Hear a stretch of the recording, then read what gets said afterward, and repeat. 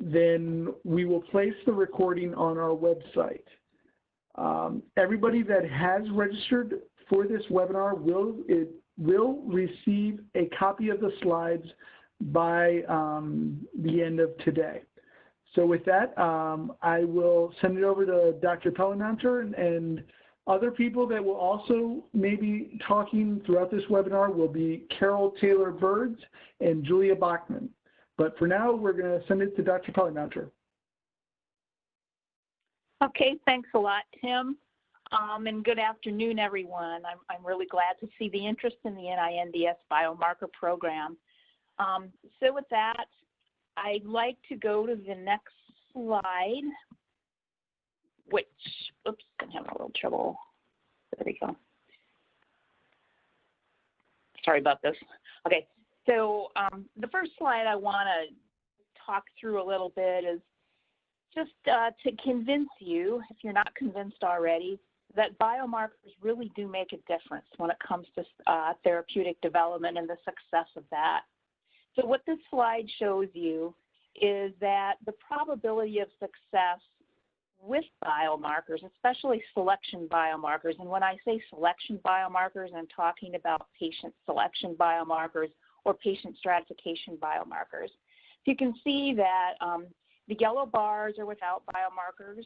The navy bars are with the patient selection biomarkers. And you can see that even going from phase 1 to phase 2, it makes a positive difference if you've got a patient selection biomarker. Same thing, even more so, going from phase 2 to phase 3. Same going from phase 3 to the FDA or BLA approval process. And then you can see, if you look at the very far right side of it, that if you have a patient selection biomarker that really works and is really validated enough to be accurate, you can improve your chances of success from phase 1 to approval by over 17%. So that is actually a pretty big deal in the world of drug discovery and drug development. Okay, so what does it take to actually get a biomarker from the very first stages of identifying it and discovering it to the point where it's ready to be used on a broad scale for whatever you intend it to? So the way I want to talk through this is first thinking about standardized definitions. So in our biomarker program, we try to be as consistent as possible with how the FDA defines biomarkers and types of biomarkers and the process of biomarkers, as well as with their actual process. So they define the term biomarker as an indicator of a normal or pathological process or of a response to a therapeutic. Context of use is another term that we'll be using quite a bit. And what that really means is kind of what you would expect from the term itself. It refers to the manner and purpose of use of the biomarker. So, you know, for instance, will it be used as a diagnostic, or will it be used as a prognostic biomarker? And even if you know this, what's the final purpose of the biomarker? That's something that I'll probably stress throughout this talk, because when you're writing an application for this, any of these grants, it's really good to have in mind exactly what the final goal is and how you intend to use the biomarker. And as you're thinking through that, think about, well, for that final goal, what are the things that you actually need to have in place, you know, for a feasible biomarker that can be used by people other than yourself? And then another term that you'll hear a lot about is fit for purpose. And this refers to the required degree of validation that's needed for the intended use of the biomarker. So when you look at this diagram, you can see that on the bottom, the blue wedge is the degree of evidence that's required for various stages of biomarker development. You can see that less stringent degree of evidence is required when you're in the very early discovery stages and you're still in the laboratory, to the point where you're using it not only in clinical validation, but perhaps to qualify it or to have it approved by the FDA or even used in clinical practice. For it to be used in a confident manner in clinical practice, the degree of evidence is quite stringent, and it's going to take a while to actually achieve that degree of evidence. So the chevron shows you just in general what sorts of activities are done in the different stages. So in the discovery stage, that's when you're first trying to identify your biomarker in the first place. You'll be using bioinformatics to narrow down what your biomarker will look like. You'll be trying to figure out exactly what the standard operating procedure is for standardizing your sample sources so that you can interpret your study better.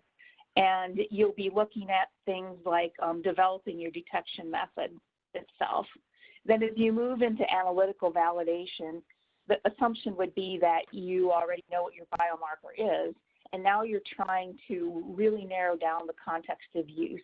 Because although it's really good to understand and have an idea of what your context of use is in the discovery stage, you may find the data is leading you to have to slightly alter that or make sure that it's actually realistic. And this should be fairly well defined by the time you're ready for analytical validation.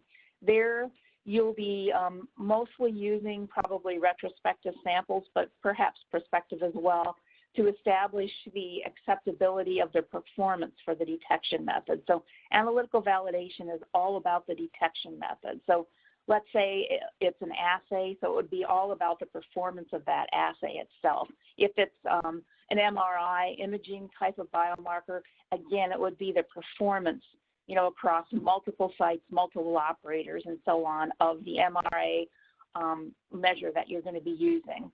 And then things that you'd be looking at are things like precision, sensitivity, accuracy, and dynamic range. And that would apply not only to assays, but to pretty much anything else that you're using as a biomarker. Let's say it's a functional biomarker like quantitative sensory testing, or it's an imaging biomarker.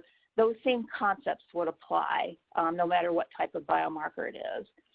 And then as you move to clinical validation, now you would assume your detection method is well validated. So now you're asking questions that would require large prospective or perhaps retrospective clinical studies that would be large enough and diverse enough so they would represent all of the diversity you would see for the context of use you have decided upon. And this clinical validation would evaluate the overall utility for clinical practice and for drug development.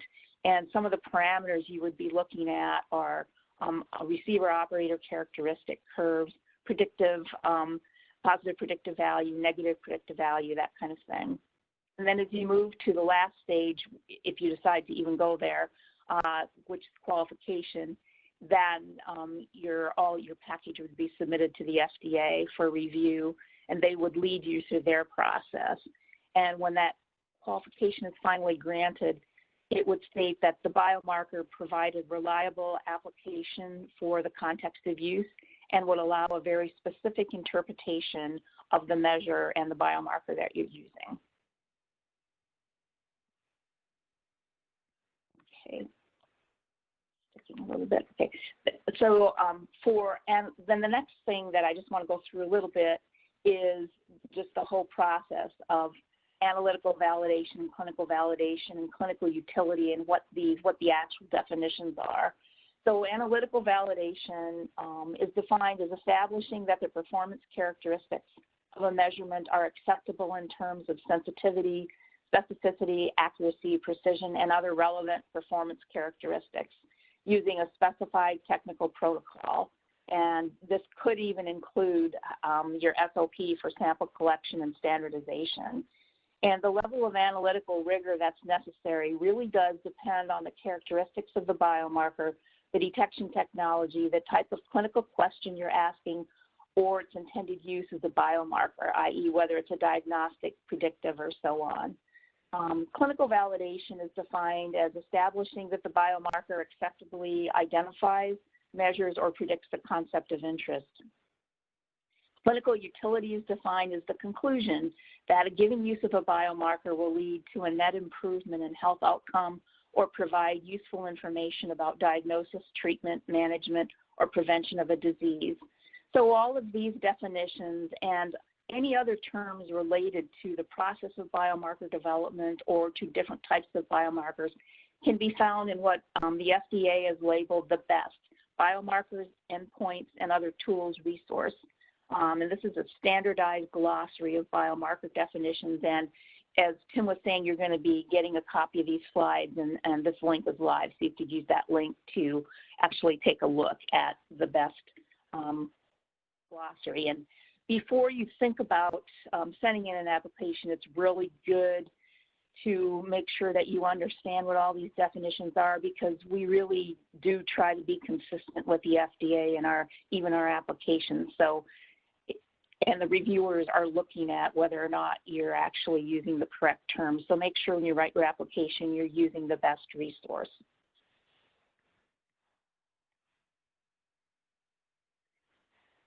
Okay. So now just to tell you a little bit about the Neuroscience Biomarker Program itself. The goal is to facilitate the development of high-quality biomarkers to improve the quality and efficiency of clinical research in phase 2 and beyond. We don't say phase 1 because usually when you're developing a biomarker for phase 1, you're also developing the therapeutic at the same time, and these grants actually don't have therapeutic development in scope with them. So to the resources that are provided in this program, the first type of resource are tissue and data repositories and centralized information resources. I'll go through that in a little bit more detail in a minute. The other major type of resource, of course, is the funding opportunities that we offer. All of these are set up to support a rigorous fit for purpose, i.e., what is the purpose of your biomarker validation process? And again, if you click on the link in the slide, you'd be able to see an overview of this program. So now, to start with the resources and tools that we offer that are not funding opportunities, we have a variety of them, and they're on our website. So again, if you click on the link, you can see these. We provide various types of resources. So the first link is to the Foundation for the National Institute of Health Biomarkers Consortium. If you click on that link, you'll learn a little bit more about FNIH. They're a public-private partnership, at least this part of it is, to develop biomarkers. And it'll contain information about if you're interested in applying to it, because they actually take projects as well. They have a different process for awarding projects than NIH grant processes are like, but they do entertain applications and proposals. And then there's the Consortiopedia, which is actually just a searchable catalog of different types of research consortia where you could look for other biomarker consortia if you wanted to. And then if you actually go onto this website, you also can find some of the FDA documents, guidance documents. So you can see the draft guidance for industry enrichment strategies for clinical trials, which has to do with the types of biomarkers I was just talking about that would facilitate phase 2 and phase 3. And then the BEST glossary we were just talking about. Then at the bottom, both on the left and the right of the square, you can see some NINDS repository resources that we have. So one of them, the Federal Interagency for Traumatic Brain Injury Research, or FITBR, is a very useful resource that is basically an informatics system where data can be shared across the TBI field. Another resource is the NINDS Human Biomarkers Biospecimen and Data resource. And that one, it's a resource, it's a cellular resource, so it offers iPSCs, it offers fibroblasts, and it offers even some cell line development along with data that go with it. And then there's the BioSend resource. Actually, what I was just referring to is the Human Cell and Data Repository resource. Then there's the BioSend resource, which allows actually a wide variety of biospecimen banking and use. biospecimens that are involved in this repository include DNA, plasma, serum, RNA, and saliva. And this whole repository is set up specifically to enable biomarker development, particularly in disease areas like Parkinson's disease, Lewy body dementia, Huntington's disease, and frontotemporal dementia. I think most of the samples that currently exist in the repository are from those disease states, plus they have human controls. And then there's also the NIH Neurobiobank, which contains postmortem brain tissue. And then finally, the Parkinson's disease data management resource, which is in a way a little bit like FIPR, in that it actually is a data sharing resource, and it's focused on standardizing data collection and management of the data that's collected there, with the goal eventually of integrating biomarker discovery and development efforts. Okay, so now this slide just gives you an overview of the funding opportunities that support biomarker discovery and validation within NINDS in our program. So you can see there's a list, there's various mechanisms. There is one funding opportunity announcement that supports biomarker discovery, and it uses a mechanism called R61, R33, which I'll go through in just a minute. And then you can see there are two funding opportunities for analytical validation of a candidate biomarker. And the reason there are two is that one of them is a U01 cooperative agreement mechanism, and the other one is a SBIR cooperative agreement mechanism called the U44. We have that same situation for the clinical validation funding opportunities, where one is a U01 and one is a U04. All of these are reviewed by the NINDS review branch, and the next application due date for all of these is July 20th. Okay, now a little bit about the grant mechanisms. The R61 is a phased award grant mechanism, where the R61 is set up for the exploratory and developmental components of, for instance, the biomarker discovery, which is actually that's why we chose it, so it allows a little bit of flexibility. The length of the R61 phase can be 1 to 3 years. The budget is not limited, but has to reflect the actual needs of the project. If you meet milestones at the end of the R61 phase, then you can advance to the R33 phase through an administrative review. And that phase is, you can call it phase 2, and that's also, again, this is for more of an exploratory type of grant mechanism. R33 can be 1 to 2 years, and again, budget, same idea. It's not limited, but must reflect actual needs of the project. And I should state right up front here, you could think that you have separate proposals for these, but you don't. So when you send in your application for the R61, R33, it should include what you're going to be doing for both R61 and R33, and you should lay out, what activities are for R61, what are for R33, so it should be specified, perhaps in a table or just the way you set up your text. The total project duration for the R61, R33 can be no more than 5 years. And then applicants that are requesting $500,000 or more in direct costs in any 1 year, and that excludes consortium F&A, should contact us at least 6 weeks before submitting the application, because if it's at $500,000 or more, we have to have permission to review anything that's that cost or with a budget that high.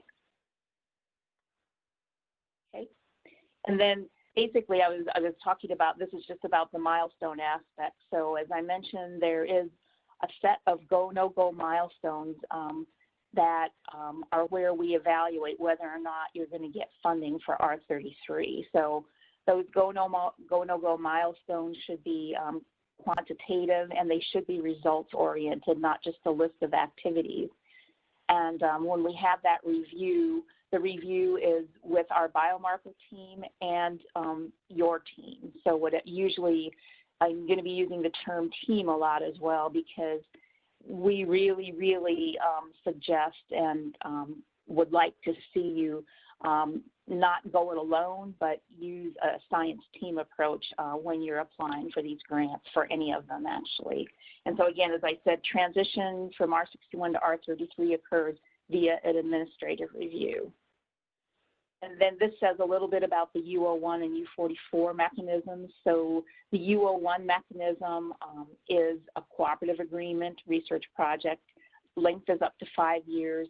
Same way with the budget, not limited, but should reflect the actual needs of the project. The U44 mechanism is an SBIR cooperative agreement, and I should mention that it is fast track only, so it's not just phase 1 or not just phase 2. It has to be fast track, so it's combining them. The first phase of it, which would be the phase 1 part of the fast track agreement, would be up to 2 years, and the second phase would be up to 3 years. And the first phase would be up to $700,000 per year, second phase up to $1.5 million per year, and again, must be reasonable and appropriate. And same kind of thing. So if you hit $500,000 or more in direct costs, you have to let us know at least 6 weeks before submitting the application. Okay, and here again, the same idea with the milestones. With the U01 and U44 mechanisms, though, there are go-no-go milestone decisions once a year. So at the end of your anniversary time point in the end for each year, there would be a milestone discussion between the biomarker team and NINDS and your team. We would look at whether or not everyone agreed that you met the milestones and that it looked like there was a feasible path forward to go on to the next year. So again, that's why we really emphasize that milestones must be results-oriented. They must be set up so that they truly are go, no go. You know, what do you need to see in order for you to convince yourselves and us that it's feasible and worthwhile to go on to the next year? And in order to make an objective judgment about this, we emphasize that those milestones should be quantitative, supported by quantitative criteria, like, you know, for instance, let's say you're in an analytical validation funding opportunity grant, and you want to see a certain range of precision. You want to see a certain range of accuracy, something like that. So where you want to see a certain range in terms of correlation between your biomarker measure and the clinical concept of interest. So again, numbers, we ask for those. Okay, so now just to tell you a little bit about the different funding opportunity announcements. So the discovery of biomarkers and biomarker signatures for neurological and neuromuscular disorders, as I mentioned, that's an R61, R33 funding opportunity. That one is funded by NINDS and National Institute of Aging. So the goal is to deliver strong candidate biomarkers or biomarker signatures for neurological and neuromuscular disorders that are ready for definitive analytical and clinical validation studies. So the idea is by the end of this 5 years in this R61, R33, we want to assure that you've got a biomarker candidate that's already been given a test within the context of use in humans. It can be a pilot proof of concept test. It doesn't have to be large N, but we want to see evidence that your biomarker is reflecting what you think it will in humans, and that your detection method is developed already. So you can read the entry criteria later, I think. And here's some examples of activities that are appropriate. Things like identification and initial evaluation of the potential biomarker or signature for neurological or neuromuscular disorders. Identification and procurement of sample sources. That's usually something people do in the R61 stage. And then trying to establish the mechanistic and or theoretical and computational modeling that would allow you to tie the biomarker to mechanistic underpinnings, which would help to solidify the validation of that biomarker that it's doing what you expect it to. Multidimensional analyses, especially if you have a lot of people use combinations of biomarkers because most of the diseases we're looking at are fairly complex, and usually one molecular biomarker doesn't tell the whole story and might not be as accurate as more complex biomarker algorithms. So that development of the algorithm might be something you would do for this grant. Development and optimization of the detection method is also something you might do in this grant. So you can, I'll just move on to the next thing here. You can look at some of these as you go back and look at the slide set. Things that are out of scope are, you know, you must be within the mission of NINDS, or if you're applying for an aging type of biomarker within NIA. So you have to just make sure that your idea actually fits the mission. Natural, and if it doesn't, then it's out of scope. Natural history studies that are aimed at understanding disease pathophysiology and so on in the absence of biomarker identification are also out of scope. So you can do natural history studies if it's important for your process of establishing the biomarker. But if the aim is really to understand mechanisms in disease pathophysiology, it is out of scope. And then you must use standardized sample sources. So if you if you don't intend to try to do standardization, it would be out of scope. And again, large prospective validation studies just in general are out of scope for this discovery biomarker FOA. And preclinical animal studies without a transition to studies involving human samples is also out of scope. What is in scope in terms of animal studies is if you have to start identifying your biomarker using animals because for some reason you can't use human samples or human data, that's fine, but you have to, at least in your R33 stage, have transitioned to humans for that proof of concept study. Okay. Now to move on to the analytical validation funding opportunities, the goals are to encourage rigorous analytical validation of a candidate biomarker in a manner that's consistent with FDA guidelines. So things like evaluation of the assay, its performance characteristics, and getting optimized conditions are all part of this analytical validation FOA. And in terms of entry criteria, and this relates to things that we actually would like to see in the preliminary data. So as you can imagine, preliminary data for the discovery funding opportunity announcement just really have to back up your premise for why this biomarker is important and why it makes sense and it's feasible to do. When you move to the analytical validation funding opportunities, then we actually need to see evidence of what your candidate biomarker looks like. So what's the working hypothesis for the context of use? You should have already figured that out. We should be able to see good correlations between the biomarker and what the intended use is. We might even, since we hope that you would have done a proof of concept study on a pilot basis, we would like to see the sensitivity and specificity from a clinical angle on your candidate biomarker too, your preliminary data. And then your preliminary data should also show that you've developed the method of detection. And that you have plans for managing pre-analytic variables again and SOPs for standardization. Okay, things that are appropriate are what you might expect: harmonization of analytical performance if the assay would be performed in multiple labs, determination of accuracy, precision, and so on, and then establishment of appropriate quality control and improvement procedures and SOPs as well. Things that are out of scope are things that would be more appropriate for the biomarker discovery funding opportunity, like identifying the biomarker, or things that would be more appropriate for the clinical validation, which I'll get to next.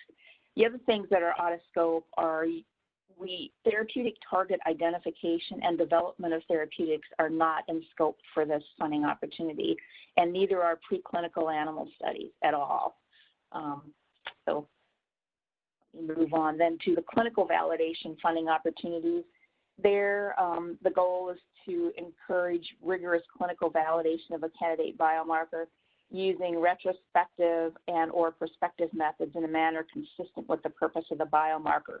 So the end game for this one, for the clinical validation, is really what your final results should look like. So you should, at the end of this, you should have a biomarker that is rigorously validated from an analytical and clinical basis and ready for either FDA qualification, FDA approval if you're trying to get it approved as a device, or it should be ready to use in clinical practice based on a large and prospective set of studies that would provide confidence that you've looked at all the diversity you would expect for your context of use. So you're confident that it would generalize to, people that, for instance, sex wouldn't be something where you would suddenly find that it only worked in males, or you would find that if there's disease subtype, you had worked out the prevalence of the disease subtype, and you had specificity information about your biomarker for the different subtypes. So that type of thing, you should have a very well worked out biomarker when you finish this. In fact, something that people are confident to use. And in terms of entry criteria, again, in your preliminary data, now you should be able to show you've identified the biomarker with the working context of use. You should be able to show in your preliminary data that you have analytical validation completed and that it's consistent with FDA standards or whatever standards are appropriate for the type of biomarker you have, and that you've got SOPs in place. So all of this should be in the preliminary data that you present in your grant to show us that you're ready for this stage.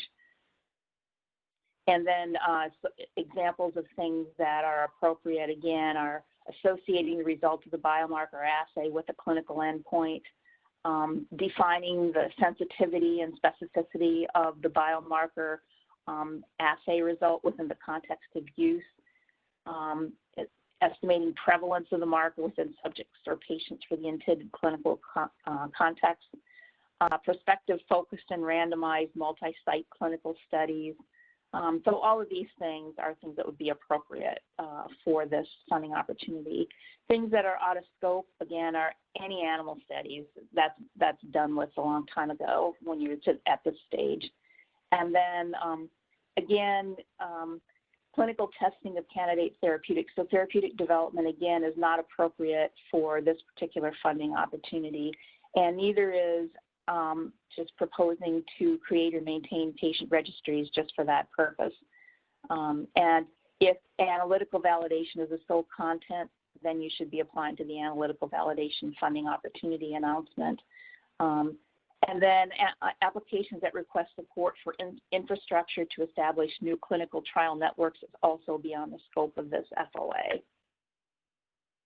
Okay, so now just to close with just general guidelines. So again, as I was mentioning, the goal for the discovery phase is to have a candidate biomarker endpoint that has a developed detection method and some preliminary validation in human samples by the end of the grant period. So you have 5 years to do, you have to do a lot in 5 years in that discovery phase funding opportunity. The goal for the validation phase opportunities, in the case, as I said, for the analytical validation FOA, it's to have a well-validated detection method where you're not questioning any more precision or accuracy or whatever for the context of use. And for the clinical validation phase funding opportunity, as I said, it should be, you should have definitive evidence for validation. And then it's essential to understand in a very specific way the context of use for your biomarker.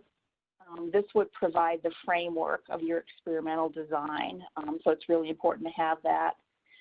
And then you should also be asking yourself how the proposed biomarker would improve the efficiency and quality of clinical trial design, or how it would transform decision making. So you have to make a good argument for why your biomarker is going to make a difference. And then just separating out, sometimes with analytical and clinical validation, it's easy to sort of mix them together. But remember, the analytical validation funding opportunity involves the detection method completely. And so you're looking at how to handle sources of sample variability, like pre-analytic variables, and then the overall performance of the detection method. And clinical validation should include the understanding and optimization of sensitivity and specificity across the breadth of the disease population that will be assessed. Okay, and so that's the end of the presentation part of this, and this slide contains the contact information for myself and for Julia, and we'll be adding Carol very soon. Carol's new, so we want to welcome her. And then it also gives you a link to the website and to the various funding opportunities. So with that, open up to questions. Okay, this is Julia. Can you hear me okay, Marianne? Yep, great, yes. Okay, good. So I'm going to go through the questions in order of them being received, and then Marianne will answer them. So the first question is, what is an appropriate gene therapy biomarker, the protein product or functional molecule that is a more direct evidence of biological function, such as glycotransferases gene therapy? So that's the type of biomarker that would be referred to as target engagement for the most part. And so there, with target engagement, usually it has to be the most meaningful for that particular target. So it could be if you just want to show that, you know, your gene therapy is actually targeting the gene itself and it's changing, you know, it's affecting the protein, that could be appropriate. But if you're really interested in function and you're looking at particularly a proximal function of modulating that protein, then, you know, a functional one would be important. But I think, again, that's a scientific kind of question too, and it really depends on what the therapy is. So I think that's something you'd want to talk about with the other people on your team who are developing the therapy. What would be the most meaningful? And also, just in general, if you're looking at target engagement, the more proximal you are to the actual target with your biomarker, the better. The further downstream you are, the more validation you have to do to show that it actually is specifically related to manipulating the target. Hope that helps. Okay, next question. Is there an SBIR component to this program? Yes, and so as you can see in the slides too, with the validation funding opportunity announcements for both the analytical validation and the clinical validation, there is an SBIR version. And as I mentioned, it's a fast track SBIR grant. So you can't apply just for phase 1 or just for phase 2. Fast track is combining the two of them in a 5-year grant. So yes, so there, and for the discovery phase funding opportunity announcement, there is not an SBIR component. So small businesses are welcome to apply to that discovery funding opportunity announcement, but there is not specific set aside for small businesses for that one yet, at least. Okay, can one receive funding for developing biomarkers associated with neuropathic pain in a drug program that will monitor the effectiveness of an experimental drug if the drug is still in late preclinical development? Yes, so that would be one of those things that would be a response prediction biomarker. I think it would be one of those things that would be helpful to have ready by the time you're going to be designing your trials, your phase 2 trials. And I actually see those types of biomarkers really appropriate for this particular program.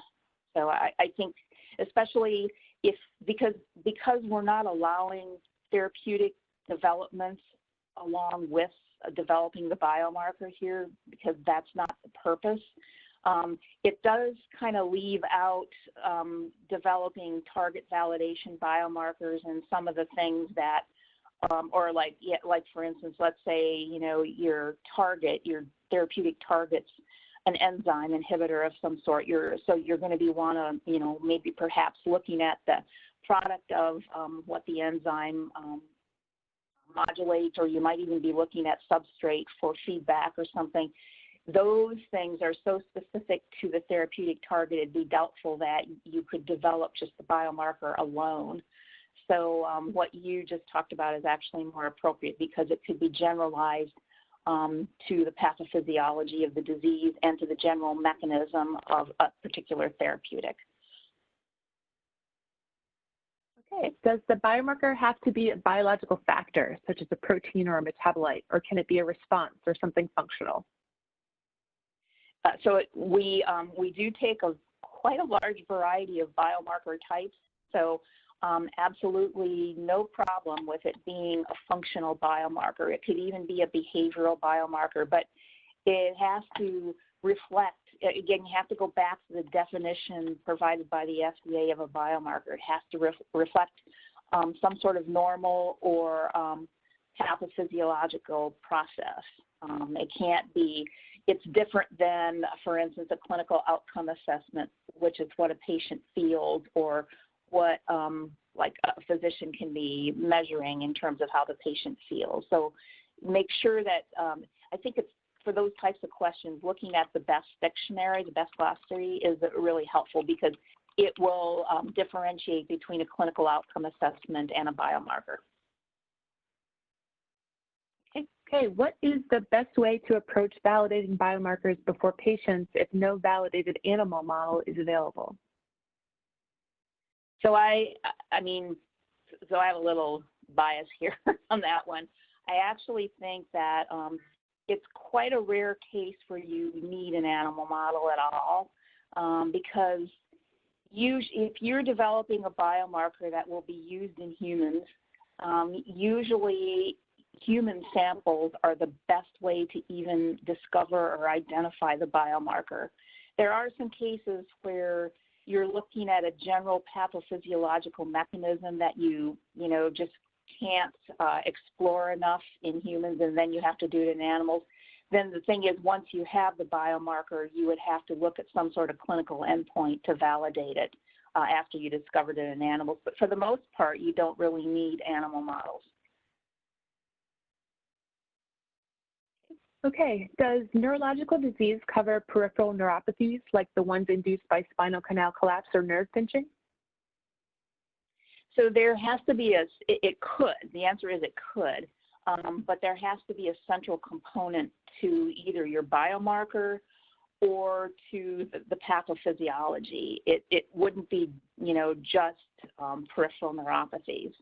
But again, with something like that, that is always a little bit on the bubble in terms of mission, and so you should definitely call your program officer if you have a question about something like that. And usually our NIH biomarker team consists not just us, i.e. Jules and Carol and myself, but it also consists of our partners in the different disease areas within NINDS. So we have a team that's tailored to the type of disease or subtype of disease that you're going to be looking at for your biomarker.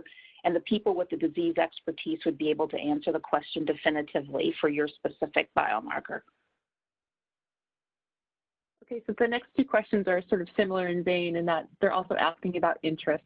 So the first is there interest in blood biomarkers for stroke and Alzheimer's? And the second is, what is NIH's interest in biomarkers for migraine? Okay, so in terms of the blood biomarkers for stroke and Alzheimer's disease, the answer is definitely yes. Particularly since, for stroke, no question about it at all.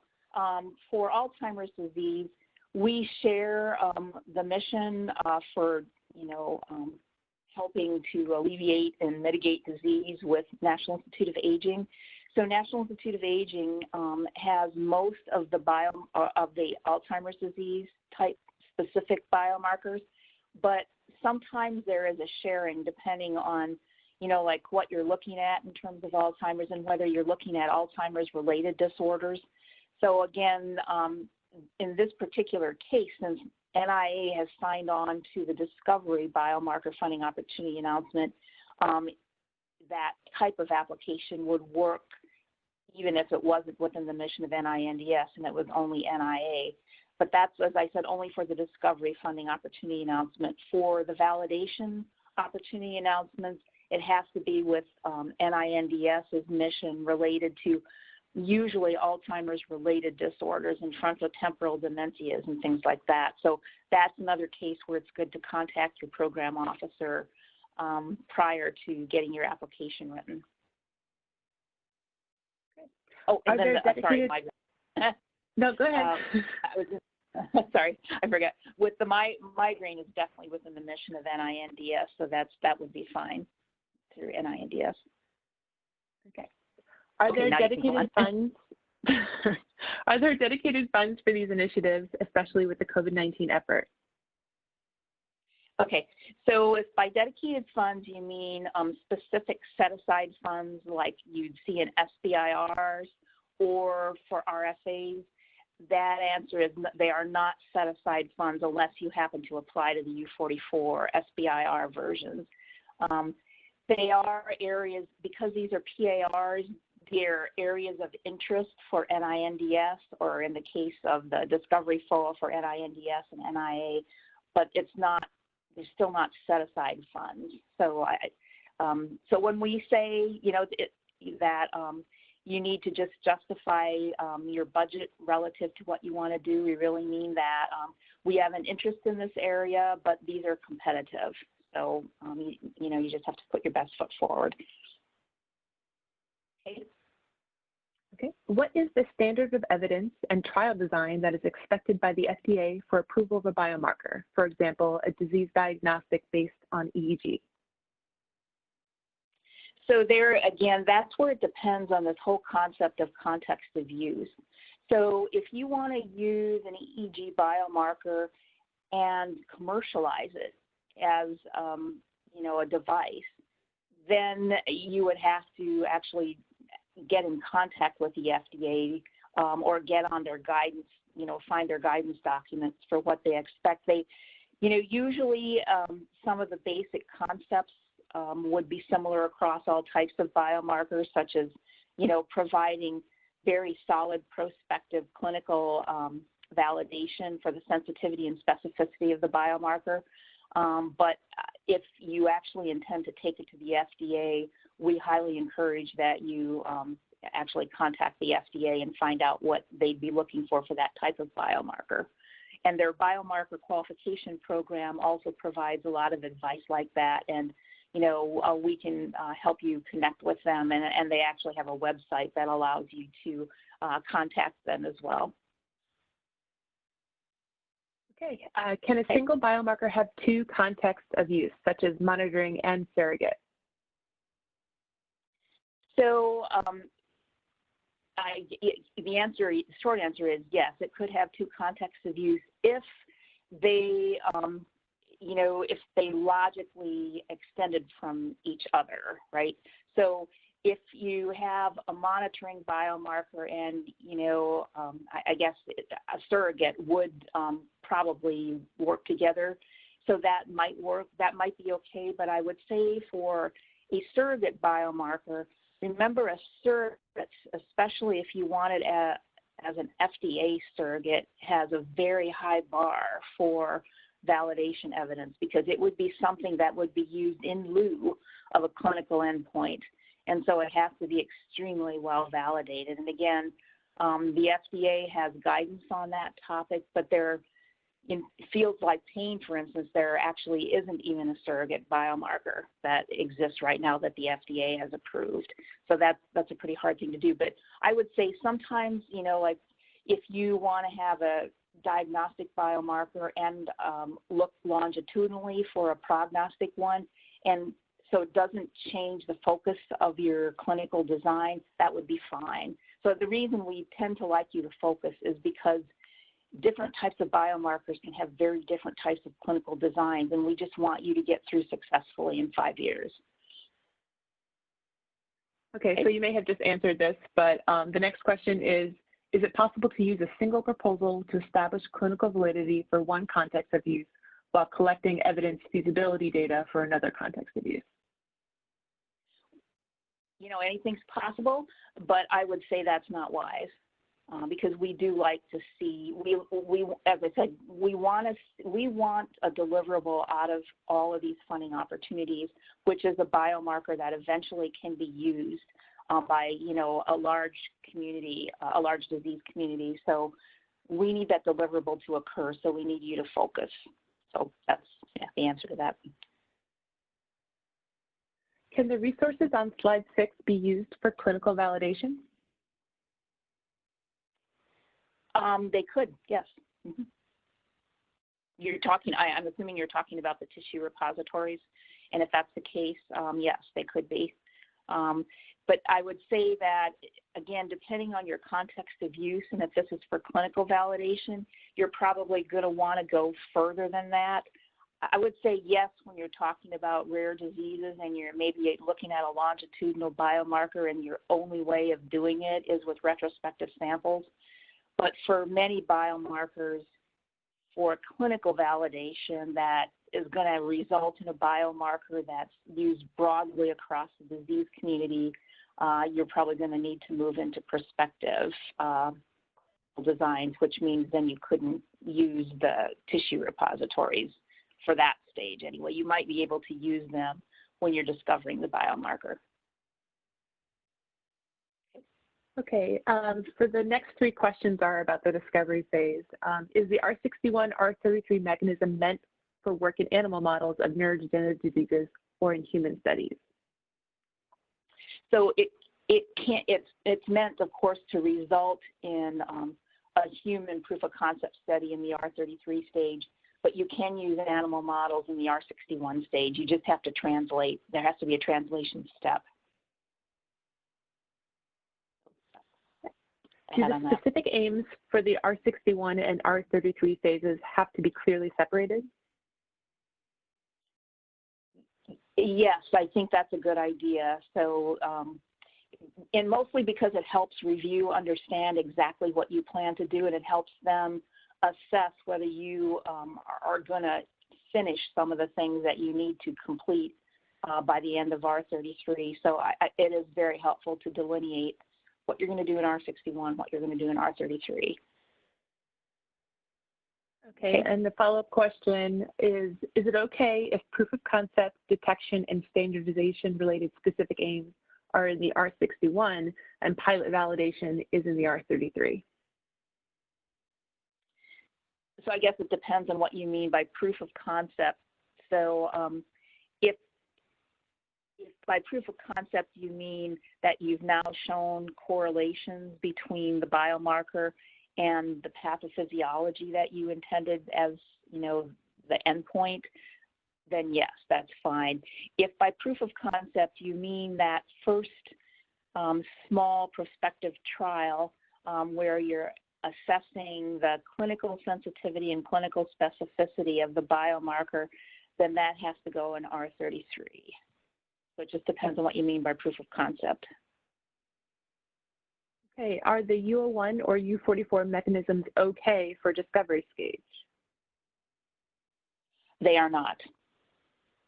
So they are complete, because in order to even meet the entry criteria, you have to show that you've got a candidate biomarker and a developed detection method. Can we partner with a pharma company to use their data? I guess if you, you know, if you want to apply as a team, or if you're partnering with a pharma company as a subcontractor, that they're a subcontractor, and they obviously must have given you permission to use their data, that is fine. So just you'll have to, in applications like that, you just have to lay out very clearly what the terms are of your collaboration, and you know which institute is going to get the money. Is it going to be an academic institute where you, in a way, you're sort of subcontracted with the pharma company to get the samples? You just have to make it clear what you're doing. But yes, some of those things can be done. Yeah, and there is an IP section for the application for you guys to delineate a lot of these things, because we definitely want to make sure you have freedom to operate in this space. Yes. So next question, would collection of samples be funded in the R61 phase? Yes. I mean, you have to collect the samples in order to identify the biomarker, I would imagine. So I think definitely, I mean, you might be saying, you might be asking the question because you're going to first try to pick up the biomarker in healthy controls, and then you're going to extend it to disease. And that's all fine in the R61 phase. Is the detection tool or method expected to be developed in-house, or can a third party's product be used? a third-party product could be used. I think it'd be the same situation as the question before about partnering with a pharma company. You just need to make sure that you've clearly thought through your intellectual property and freedom to operate aspects, as Jules was talking about, and then you also would just want to lay out very clearly again the terms of your collaboration with the person or the company that's supplying the device or the detection method. So just, and it's okay if they're subcontract. It's even okay if they end up being multi-PIs, but you just need to lay it out. Mm-hmm. Maybe you can touch upon if it's just a commercial product, what they might need.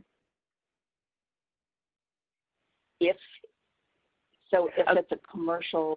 So what I'm trying to get at is if you're just using a commercial product, say in the live assay that you're buying from a company, it's okay, but we still, depending on what funding opportunity you're applying for, you still want to show that it's been analytically validated for the specific context of use that you guys are shaping your application about.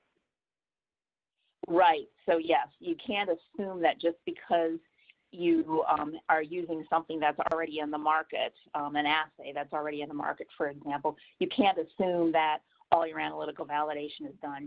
Jules is absolutely right about that. So there's still more to do for your context of use. If a biomarker was being employed as an early signal of efficacy or a signal of the desired pharmacology, for example, in a late phase 1 or early phase 2 study, would that change the level of validation required in order to employ the biomarker in those trials? No. So again, since validation is all a matter of the context of use, as long as it was a reliable readout of what the therapeutic would be doing, and I guess you had. It just depends on who's using it. If there's a company that's using it for a clinical trial, what are their criteria?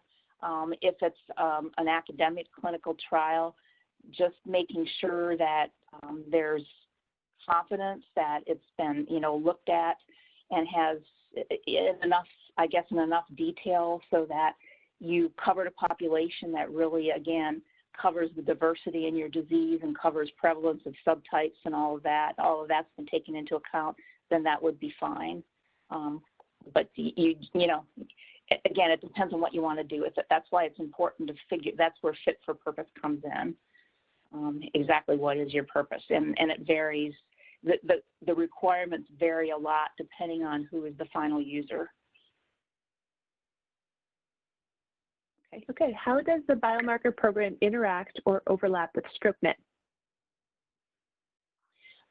So StrokeNet, we do interact, but StrokeNet is looking at biomarkers often as part of another purpose for the clinical trial. So often with StrokeNet, they might be looking at a repurposed drug, and then they want to be looking at biomarkers at the same time, or they might be looking at just trying to understand the disease a little bit, a natural history type of clinical trial. And so there, the biomarker may come from a different place. It's more, I guess, it's part of the clinical trial as opposed to being completely for the purpose of developing a biomarker, although StrokeNet does allow that as well. So that's just a different mechanism, a different grant mechanism, but we often look at each other's applications in the case of stroke-based biomarkers. So we do have input from each other, but they are different grant mechanisms. Will I lose early investigator status if I am awarded the R61, R33? So it turns out that if you were looking at the combined R61 and R33, the answer would probably be yes. But R61 is the first phase of this, and when you're awarded an R61, R33, you're only awarded the R61 first, and so that does not disqualify you. Okay, just to clarify, once you transfer to the R33 phase, then you would lose your ESI status. Yes, correct. Next question, how much preliminary data is adequate for the R61, R33 mechanism? Is it as rigorous as an R1 or more similar to an R21? Might be more similar to an R21 because you just have to make a really good argument in your premise and your introduction for why the biomarker makes sense from a biological perspective, why it makes sense from an unmet medical need perspective, and why it's going to be feasible. So, you're going to need to show that you've thought through exactly how it will be used and ask questions to yourself about, well, if I were going to have somebody use this, would I be confident that they would get, a reliable readout, even though it wasn't just my research lab alone? So those are the types of questions you have to back up either with literature data or with some preliminary data you may have. But it's not as stringent sometimes as an R01 would be. Okay. Next is not really a question. It's saying, according to the NIH website, the Discovery Grant application deadline has already passed. That is not accurate. So each FOA has multiple receipt dates. So the discovery phase receipt date is July 20th, then February 17th of next year, followed by another receipt date in July of next year. Okay. Next question. Our biggest challenge has been getting serum and CSF for human TBI and other neurodegenerative diseases and their associated outcome data. Can NINDS help with this? So that's one place where the repositories like BioSend, now BioSend doesn't have, I guess Carol could answer this a little bit better too. I don't know if they have any TBI samples. I don't think they do, right, Carol? No, it's clinical and imaging at this point. That might change in the future more. Yeah. So the NIH could, we don't have the repositories, I guess, for that in particular, no, right now. And Carol, do you know of any that are not part of NINDS that could be used? So there are tissue samples that are through some of the other trials, and BioSend has some as well. So that's worth looking at. Otherwise, reaching out to individual investigators is always an option. Yeah. Okay, move on to the next one. Okay. Are there any specific disease areas that NINDS and NIA have more interest? Not really. The biggest thing is, just the like the division of the disease, like Alzheimer's between NIA and NINDS, but it's covered just in general because of both of them signing on. But no, we actually don't do this really based on specific interest in a disease. It's more the application and the potential to, have a biomarker that's really reliable and potentially used, across a disease community or in clinical trials. So that's not as big a factor. A big factor, I think, in your premise is just making the case for why it's important, why it's an unmet need, and why it's feasible. Yeah, okay. So similar question is, can a biomarker be related to any disease that is covered by NINDS, which you've just answered? Yes. So, yes. Okay. What would be some examples of non-standard or non-standardized samples? So samples that are, like, let's say you're collecting your samples for, you're really happy with yourself. You've got, 6 clinical sites all set up and everything, but they all collect their, let's say even plasma, they all collect it slightly differently. And they all, in terms of they have different definitions for maybe even diagnosis of the subjects that are being collected. So things like that, making sure that the clinical categories that the subjects are in are all standardized, making sure that not only the collection, but you got to ship the samples usually. things like sample shipments, sample stability over time, temperature dependence of the samples, if it's, like if it's collected in an EDTA tube, is that the only way you're going to be doing the plasma, or are you going to be using other things? All of those things have to do with standardization. So if all of those things end up being slightly different from site to site, there could be, you could just end up with data you can't interpret. So that's the issue of standardization. So hopefully that's a good example. Okay. Are establishing microfluidic methods to facilitate faster point-of-care development and use of already discovered biomarkers considered in scope? So wait, could you say microfluidic? Could you say that again? I'm imagining this is a new detection method or a faster detection method for a biomarker that they've already discovered. And they're asking whether that is in scope. Okay, so you're asking whether, so the biomarker is discovered, but you're asking about a new way of detecting it, and if that is in scope? I believe that's what the question is, yes. Okay, so in a way, the answer is no, because the whole point of all of these FOAs is discovering and developing biomarkers. If you're actually, if it's all about the detection method itself, it might be more appropriate for our NINDS device funding opportunity announcements instead, because it sounds like that would be more like device development. But there would be a place for it. It's just a matter of whether it be devices or us. Okay. Are there examples of successful U44 SBIR applications we can look at as models of our own? So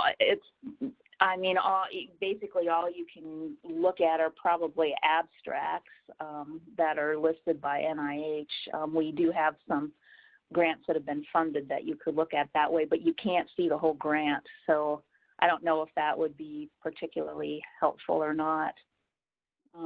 Yeah, I believe. You guys think? So I think the small business website or NIAID in particular has example SBIR applications or certain components of a typical application. Now, they're not going to necessarily be in NINDS's mission in terms of the science, and I don't know if they are U44s in particular, but they likely have examples of a phase 1, a phase 2, or a fast track. But they would not be catered to this FOA, I would say. Right. Okay. So again, just a really good idea to talk to the program, to talk to us before you put a lot of work in your application. We can help you. Yeah, and we can put you in touch with the members of our small business office as well, who will probably be more knowledgeable of potential resources that are open and available to you. Okay, I want to develop a biomarker for neurological condition of cerebral palsy. I'm working as a professor in India. Please give some details about various funding opportunities available for a candidate like me. So I think that these funding opportunity announcements would probably apply to someone like you. I mean, you said an academic group in India, I believe, right? So yes. I think there's a little bit more pressure on justification for foreign applications, but if it's a good application, and especially if it's something that is a little bit unusual, justifications can be made. So I think that would probably be all right. I think you could use this as much as you could use any type of NIH application or funding opportunity. Yeah, so foreign entities are allowed to apply. There's just a very high bar in terms of the justification. Okay, let's see, where am I? Can you speak to any special considerations for point of care, such as wearable devices, during the review process and grant opportunities? For example, specific feasibility of proof of concept, initial development of device, or detection methods, et cetera. Right. So with those, again, it's really important to ask yourself if you're developing a biomarker or if you're developing a device. So a lot of times wearable devices are, wearables are actually used as a way of, delineating biomarkers for something, behavioral biomarkers, physiological biomarkers. And so they would fit in all of the opportunities just like any other biomarker would. But if the whole point is to, again, develop a device, then you should contact us, and we'll probably have you also talk with our device group at NINDS.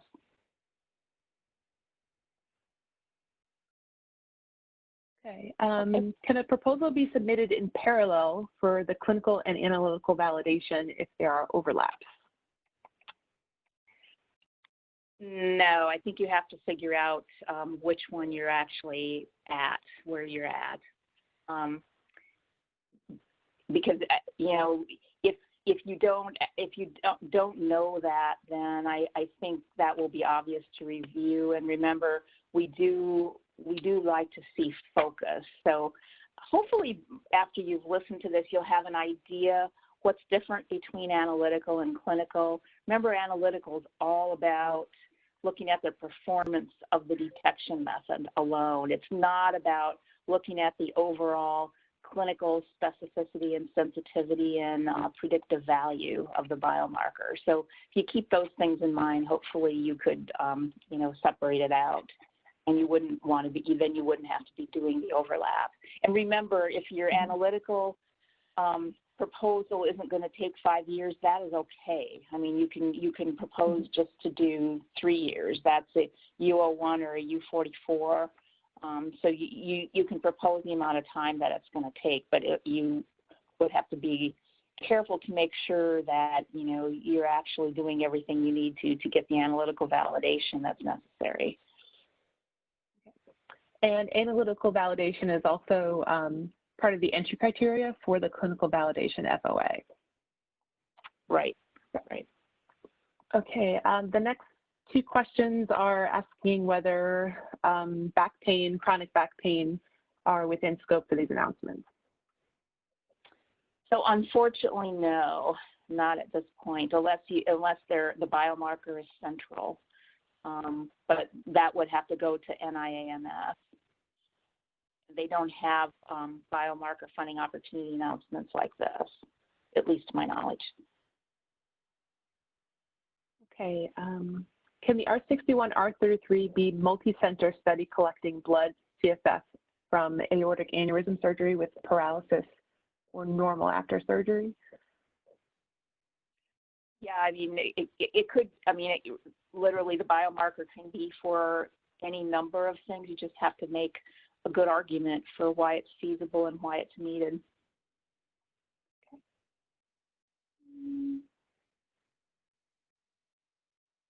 Does the program have preference for a single target biomarker over multiple target biomarkers, especially a group of genes from a transcriptional study?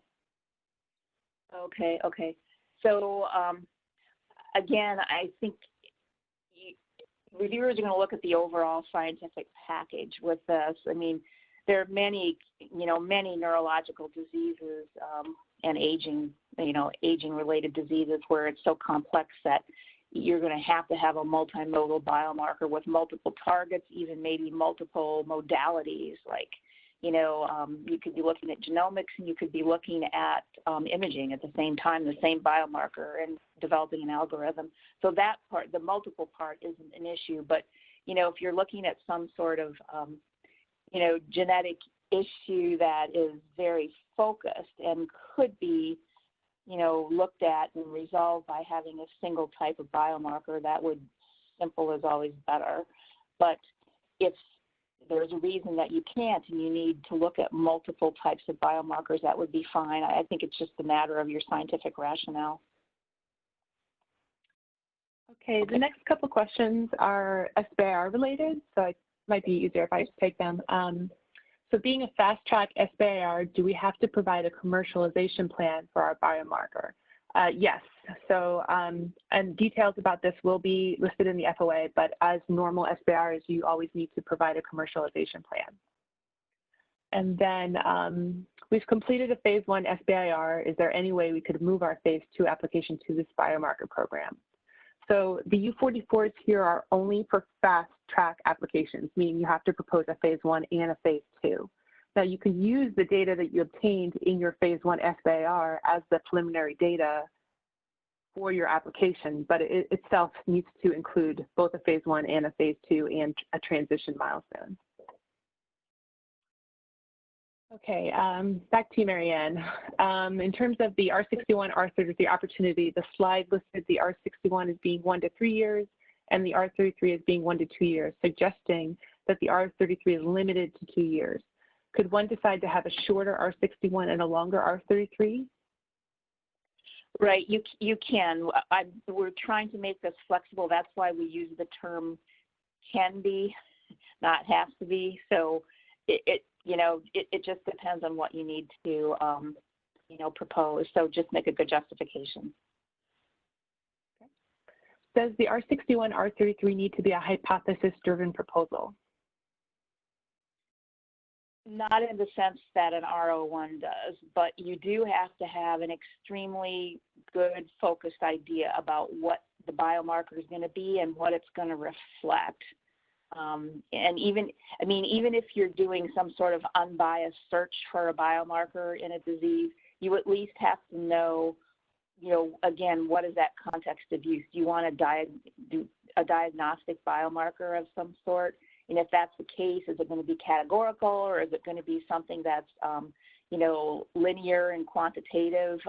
You have to have thought through all of that. So, it just depends again on your logic and rationale. Okay, do you anticipate an extension of these funding opportunities beyond the July 2020 application deadline? Yeah, so yes, you notice that. So even though the discovery funding opportunity announcement has quite, several dates left, submission dates left, July 20th is the last one for the validation funding opportunity announcement, and we do intend to reissue, but we can't provide a date. We, it's a thing that's in process right now, so we just can't promise you any date or anything like that, but we do have the intent to do that. Okay, what are the best characteristics found in successful grant applications for this PAR? Does this go to a SEP for review? So these go to NINDS panel for review. That these panels are tailored for biomarkers with neurological and neuromuscular disease. So you end up having people that are disease area experts on the review panel. You have clinical experts. You have biomarker development experts. You have statisticians and so on. So they're fairly complex reviews. So they do get reviewed within NINDS. I forgot the rest of the question, but was that it? The SEP review. Yeah, I think you got it. So, okay. So we're getting a number of questions asking about specific diseases such as spinal cord, stroke, TBI, lysosomal storage diseases. So I just want to reemphasize that anything with NINDS's mission is allowed to apply. If you're curious about your specific condition, the best thing would be to email us with your specific aims page and we can talk you through it. Okay. We also accept all modalities. So, yeah. Will there be U44 or Euro1 programs for neuromuscular disorders? So yes, so everything is neurological and neuromuscular disorders combined, anything within our mission. Okay. Can PAR 19315 include samples from multiple centers or should it be a single center? It can be from multiple centers. Okay.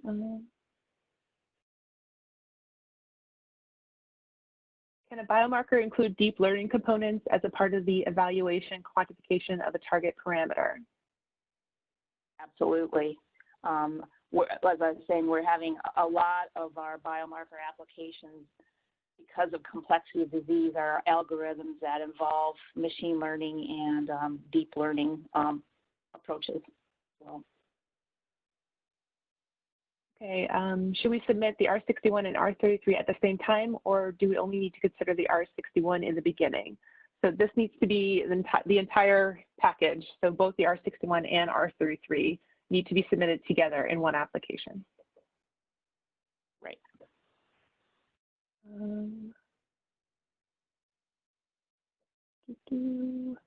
Sorry, I'm trying to read through these. Some of these are repeated questions. Yeah. Can a grant application that includes as a part of it the process of optimizing the detection method, or should the measuring tool be considered already final and optimized? So for which funding opportunity announcement?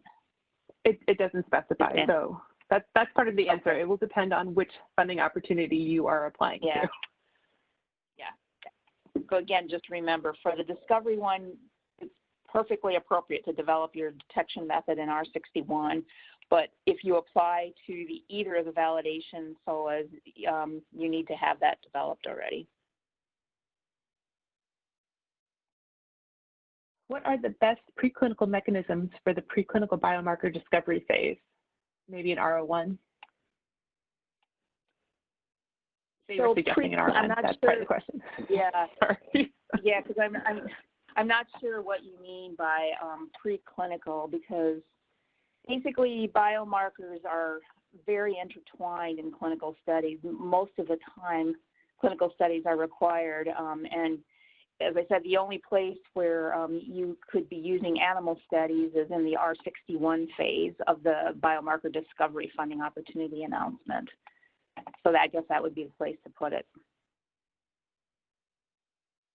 Okay. Would serum CSF samples be available for frontotemporal dementia degeneration from BioSend?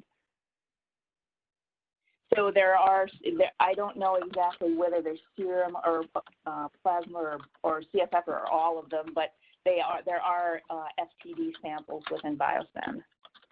And if you're interested in that, we can provide you with contacts to BioSend has their own website and everything, so we can link you up with that. Okay, I think we have all the questions answered. And if we haven't answered your question, again, please feel free to email us. We'd be happy to talk to you. Yep.